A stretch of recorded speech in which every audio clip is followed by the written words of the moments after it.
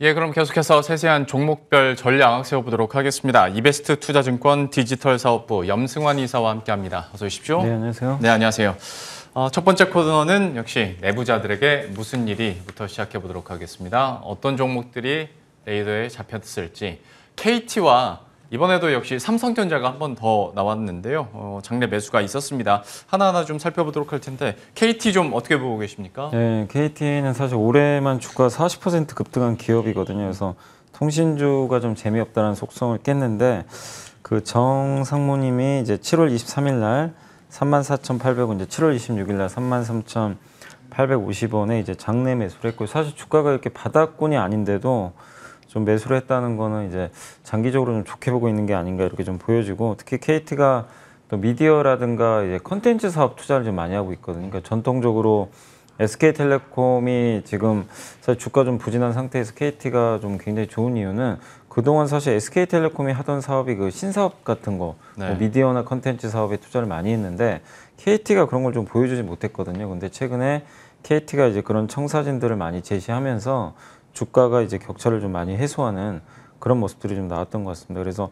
올해 뭐 하반기도 뭐 실적 전망도 괜찮고 뭐 여전히 뭐 수급적인 부분도 나쁘지가 않기 때문에 긍정적인 좀 주가 흐름은 나올 것 같고요. 다만 이제 올해 40% 주가 좀 올랐으니까 여기서 뭐 바로 그냥 주가 계속 올라가는 것보다는 한두 달 정도의 기간 조정을 좀 더 보낸 후에 다시 한번 이제 사실 또 연말에 배당 기대감이 있잖아요. 그래서 그 한 또 가을 지나서 또 한 번의 랠리가 나오지 않을까 싶긴 한데, 어쨌든 장기 투자하시는 분들은 계속해서 좀 긍정적인 시각 좀 유지하시면 좋을 것 같습니다. KT에 대해서는 뭐 여러분들 너무나도 잘 아시다시피 장기적인 관점에서 좀 투자 전략이 가능할 것 같습니다. 차트만 보면 쉽사리 들어가긴 쉽지는 않지만 여전히 좀 매수세가 이렇게 몰리고 있다라는 점 한번 짚어드렸고요.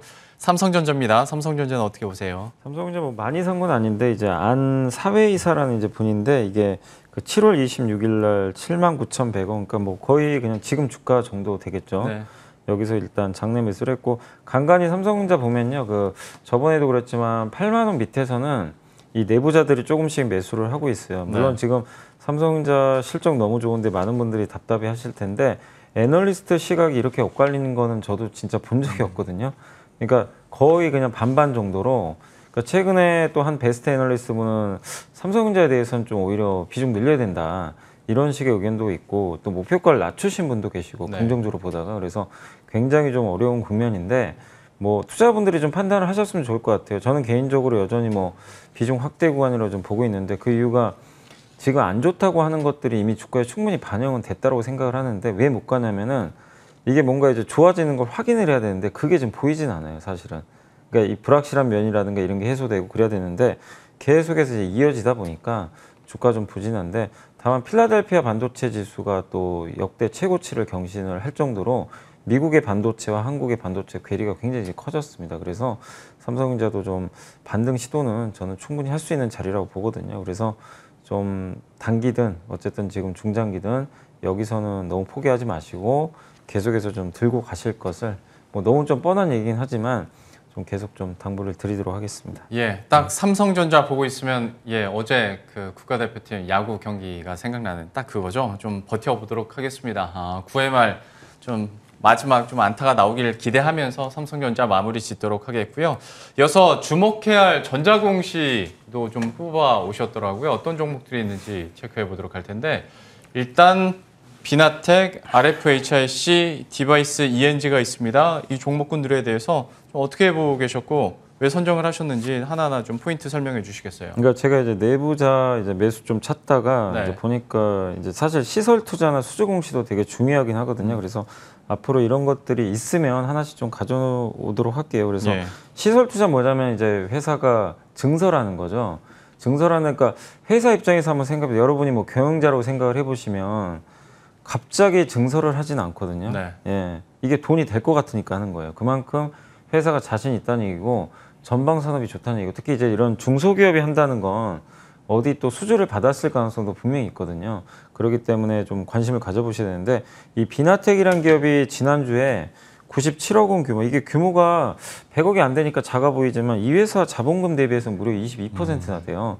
규모가 작지가 않고, 그다음 이 회사가 뭐 하는 거냐면 수소 연료전지 부품을 만드는 회사 중에 하나입니다. 그래서 요새 주가가 잘 가요. 네. 왜냐하면 이제 수소경제 로드맵 기대감도 있고 또 이 유럽에서 수소차 이제 수소 관련된 이제 충전소를 뭐 150km마다 이렇게 설치한다고 했는데 그 기대감이 붙다 보니까 수소 연료전지 관련 기업들이 최근에 주가 흐름이 좋습니다. 근데 아마 그런 것들이 이제 선제적으로 좀 생각을 해서 회사에서 아마 이렇게 설비 투자를 한 게 아닌가. 그래서 수소 연료전지 소재, 부품 연구 개발 및 생산 시설을 확대를 위한 시설 투자 이게 목적이거든요.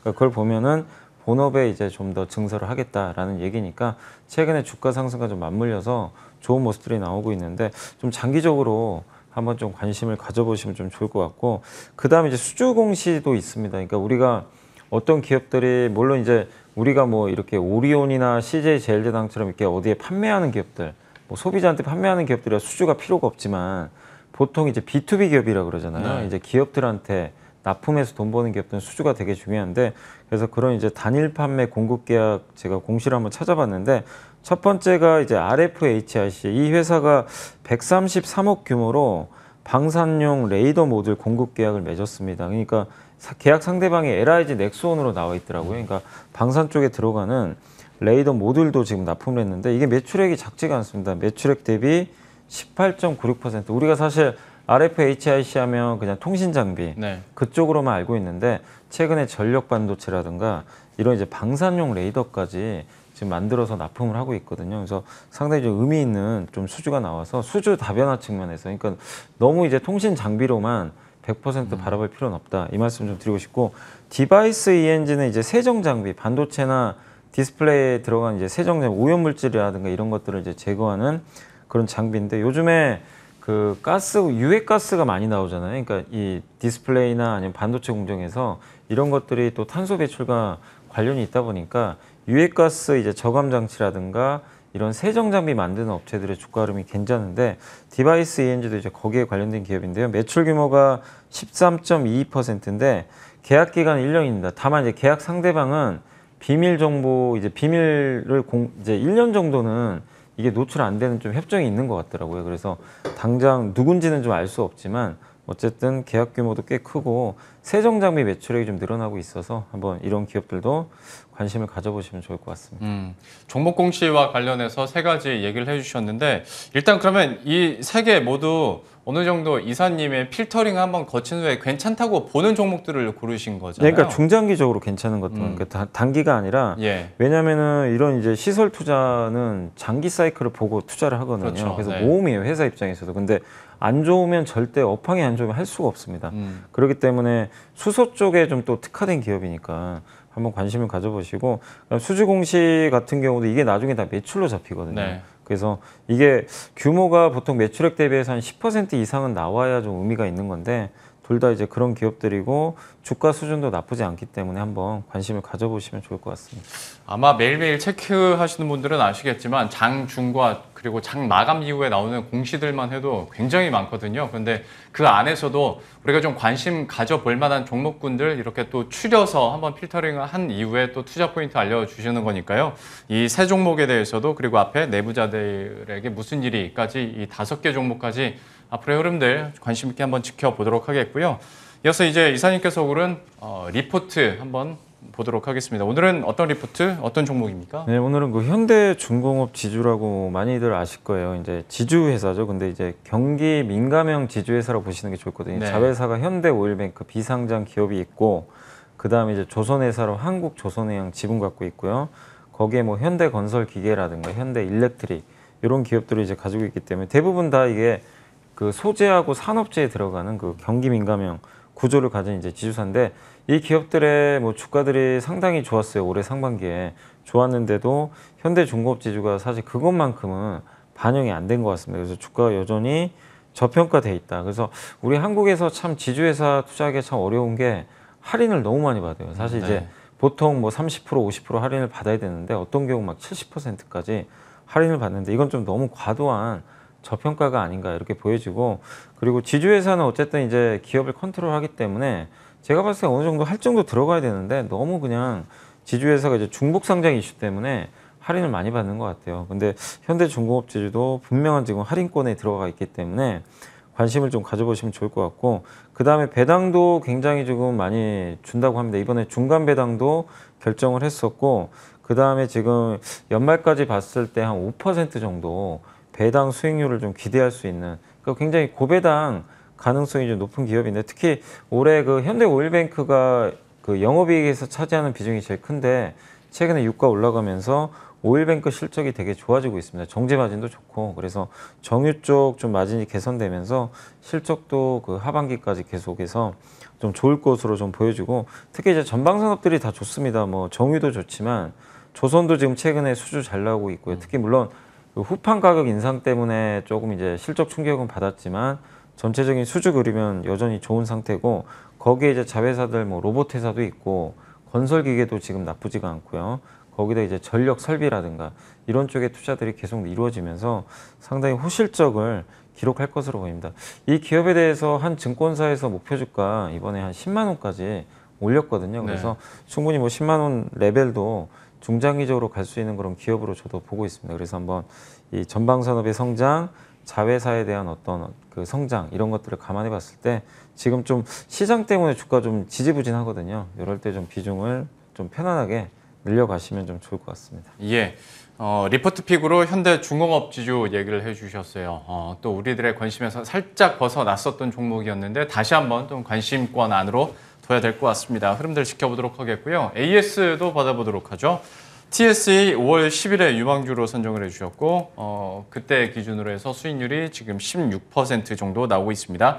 6월 중반에 저점을 기록했다가 이후에 좀 빠르게 다시 한번 회복을 하고 지금 77,000원대까지 올라온 상황인데요. 이 종목에 대해서는 좀 어떻게 보고 계세요? 그러니까 이제 이게 사실은 그때 5월달하고 6월달하고 아무것도 바뀐 게 없는데 당시에 이제 주가는 사실 6월달에 그 반도체 기업들 주가가 전반적으로 부진했어요. 되게. 네. 그러다 보니까 회사의 문제는 아니었고 그냥 흘러내렸던 거죠. 그러다가 이번에 별로 장 분위기가 좋지도 않은데 신고가를 내가지고 일단 그 계속해서 강세 흐름을 좀 이어가고 있는데, TSA가 이제 소켓 만드는 기업이라고 보시면 좋을 것 같고, 이제 반도체 테스트하는 그런 기업입니다. 뭐 리노공업 얘기하면 아마 많이들 아실 거예요. 이제 그런 류의 좀 기업인데, 워낙 지금 이제 비메모리라든가 메모리 쪽 그 계속해서 미세 공정이 이루어지고 이러면서 테스트 수요가 일어났는데, 특히 이제 새로운 제품들이 워낙 많이 나오거든요. 뭐 D램 같은 경우 이제 DDR5도 나올 거고, 비메모리도 지금 공정 기술이 좀 발달하면서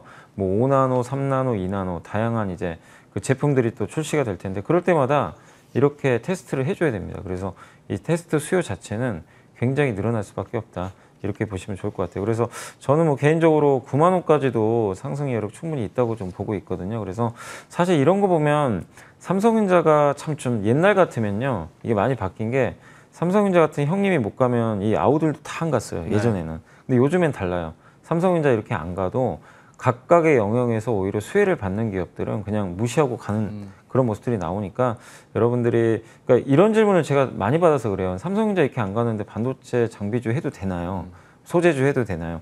사실 이제 그건 좀 옛날 얘기 같아요. 오히려 삼성전자 안 가더라도 각각에서 투자 사이클이나 이런 테스트 수요가 늘어나는데 수혜를 받는 기업들이 계속 각광을 받으니까, 앞으로 여러분들이 좀 중소형이 소부장 기업들 계속해서 좀 뭐 증권사 리포트나 이런 아까 그 디바이스 ENG 같은 수주 공시 좀 참고하셔가지고 계속 좀 그 종목 발굴 해 나가시면 좋을 것 같습니다. 사실 삼성전자가 못 가는 이유가 어떤 신흥국 시장에서의 대장주이기도 하고, 그리고 아직 좀 물음표, 뭐 재고나 수요에 대한 물음표가 있는 거지 않습니까? 근데 반도체 업황에 대해서는 사실 의심하는 분들이 많지 않을 테니까 관련해서, 그리고 만약에 업황이 좋아진다면 당연히 테스트 장비는 우선적으로 들어놔야 되는 거니, TSE에 대해서도 추가적인 상승 한 9만 원까지 본다고 얘기를 해주셨으니까요.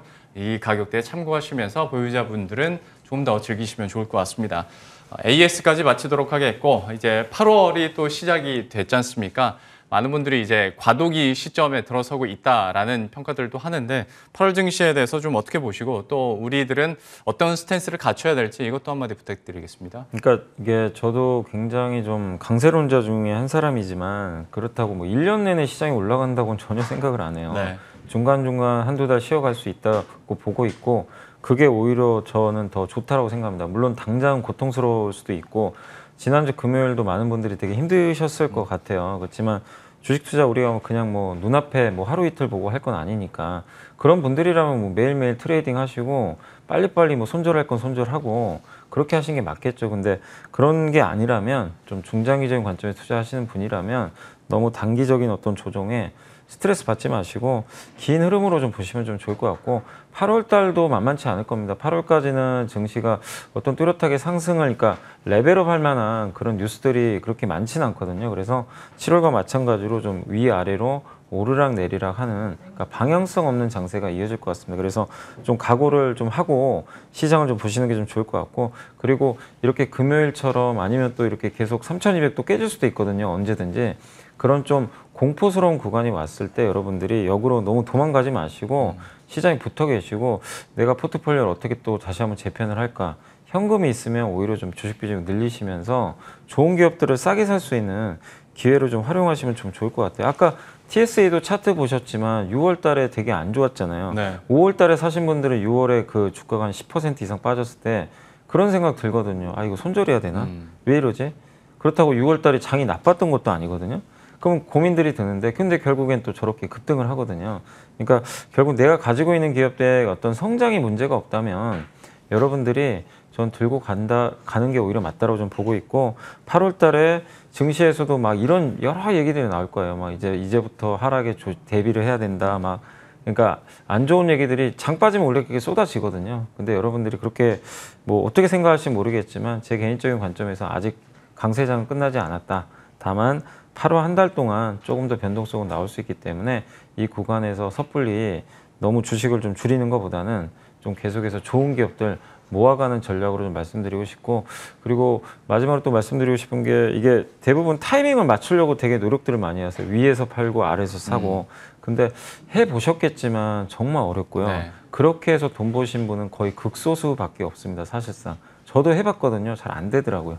사실 그냥 가져가는 게 맞았어요. 예. 한두 달 20% 손해봐도 나중엔 그게 또 돈 벌어주더라고요. 근데 물론 기업을 내가 잘 들고 있어야죠. 어떤 기업이냐가 중요하긴 하겠지만 그건 잘 판단하셔야 되겠지만 너무 타이밍을 맞추려고 하지 마시고 여러분들이 좀 긴 호흡으로 투자를 좀 다시 한번 해보셨으면 하는 좀 말씀을 드려보고 싶습니다. 참 강한 사람이 버티는 게 아니라 버티는 사람이 강한 거다라는 얘기 하잖아요. 중장기적으로 어떤 여러분들이 관심 있게 보고 있는 업종이나 종목군에 대한 확신만이 있다면 한번 마음 단디 먹고 8월은 좀 잘 버텨보면서 또 모아가는 시간 가져보도록 하겠습니다. 오늘 이베스트 투자증권 디지털 사업부 염승환 이사와 함께했습니다. 오늘 말씀 고맙습니다. 감사합니다.